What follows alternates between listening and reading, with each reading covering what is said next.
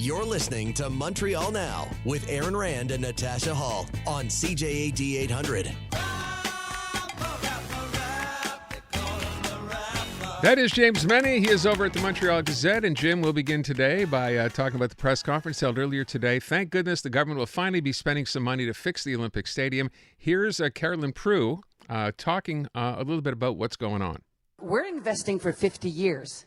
That's what we're doing. We're doing this for you, your kids, and your grandkids with all the commercial potential. Yeah, and all your money.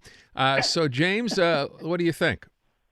Listen, it's very, very difficult to tackle this topic without going into Groundhog Day mode, to recite the same problems, to recite the same complaints.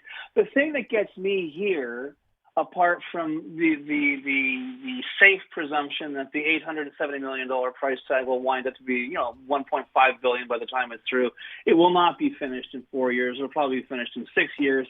All that said, what I find intriguing is how this is being pitched. I mean, we just heard Carolyn, and Carolyn Drew, I used to work with her at this very radio station.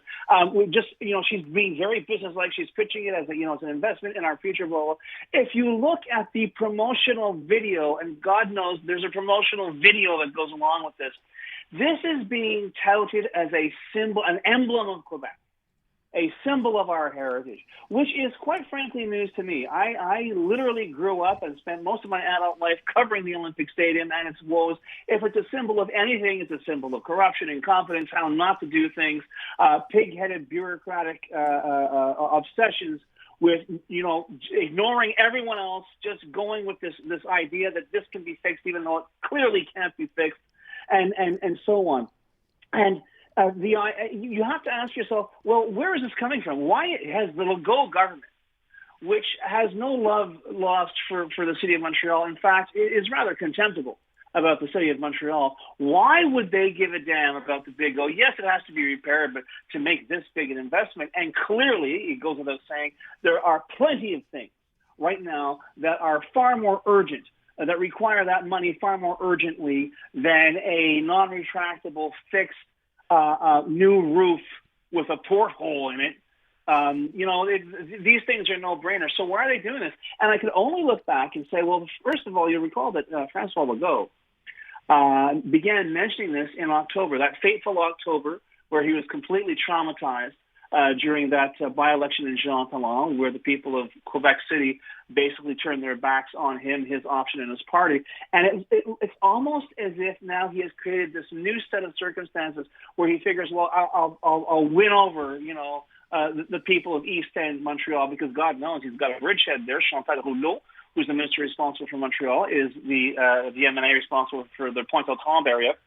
And she was a local mayor there, too. Very popular, good politician. But the fact is, you can't get the help. You can't get the feeling that François Legault is trying to reset his base, trying to reset all of the terrible things that have happened to him to turn into a new set of opportunities, perhaps, for him to increase his popularity. I'm not entirely sure it's going to work with this, especially when you'll recall that not that long ago, we're talking about the roof blowed up, blah, blah, blah, blah, blah. You'll recall, I believe it was Radio Canada or TVA, reported that at the Olympic Park itself, there are certain sections of the complex that is being fenced off from the public because they're worried it's going to fall over. So, it's great, to talk about the roof, but if we look at the entire complex, who knows how many more surprises are contained in this veritable Russian doll of a money pit. It's funny. That's something that doesn't get mentioned, right? But you start doing something like this, major work, and down the road, Jim, yep.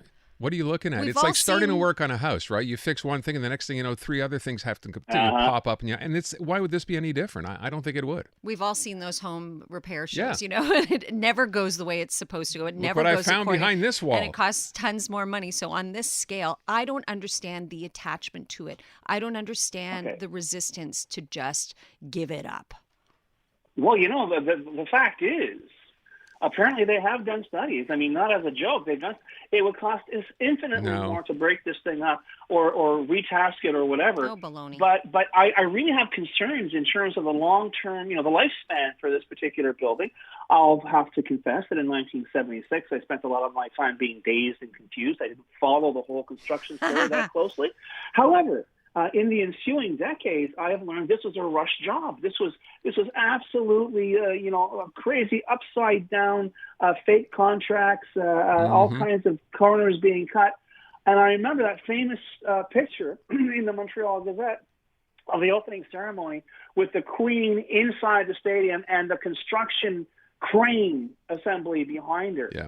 Sort of suggesting what the story behind this building would be for decades to come, and that's exactly what happened. But I've got to tell you, I'm really concerned about this. I don't begrudge an attempt to try and actually make this place work, finally make it work.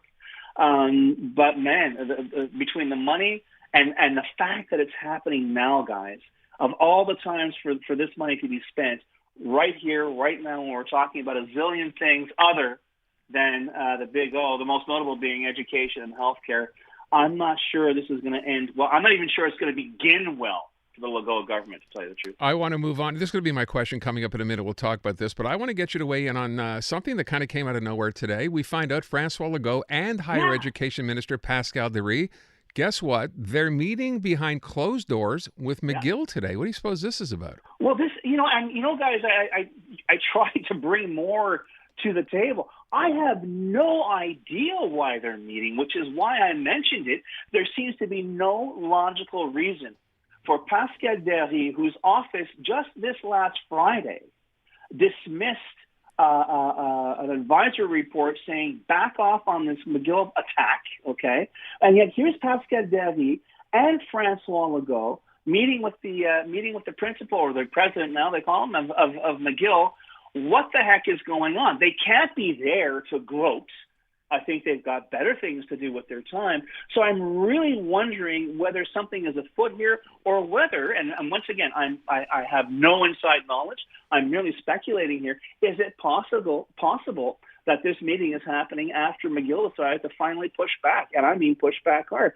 There have been suggestions that there could be a lawsuit on the part of the universities who have been targeted by this gratuitous attack by the Legault government.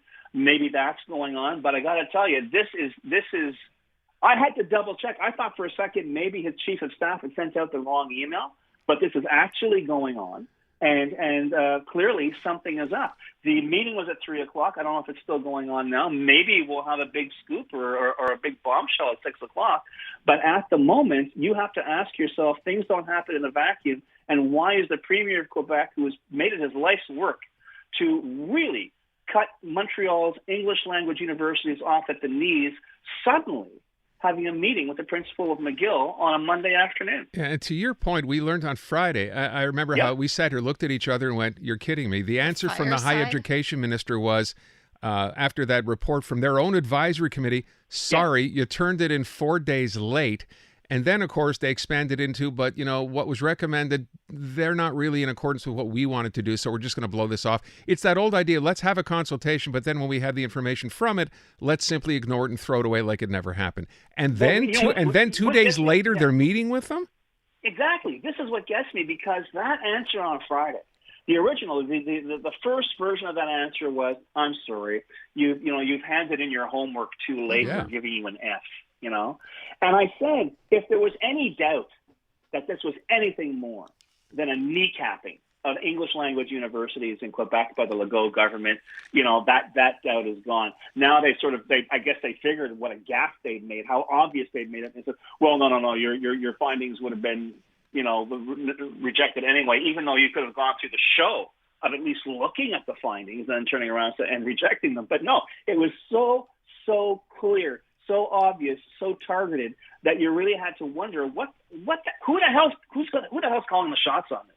And then today to see 3:00, Francois Legault, Pascal Derry, and the president of McGill meeting at McGill, closed to media. What the heck is going on, guys? Can't wait to find out. If you're a betting man, do you think the government backs down at all after this?